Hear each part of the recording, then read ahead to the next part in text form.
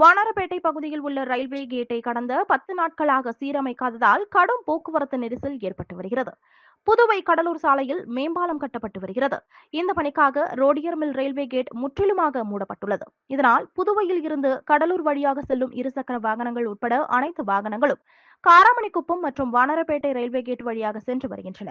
ஏற்கனவே இந்த railway gate பகுதிகளில் போக்குவரத்து நெரிசல் இருந்து வந்த நிலையில் சில நாட்களாக 2 ரயில்வே கேட் வழியாக வாகனங்கள் செல்வதால் அப்பகுதியில் மேலும் போக்குவரத்து நெரிசல் அதிகமாக உள்ளது.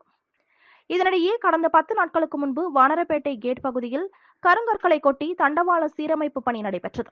தண்டவாள சீரமைப்பு பணி 10 நாட்களுக்கு முன்பு நடைபெற்றும் அப்பகுதி பள்ளமும் மேடுமாக உள்ளது. மேலும் அது சரி செய்யப்படாததாலும் தினம்தோறும் இருசக்கர வாகன ஓட்டிகள் கடும் அவதியடைந்து வருகின்றனர்.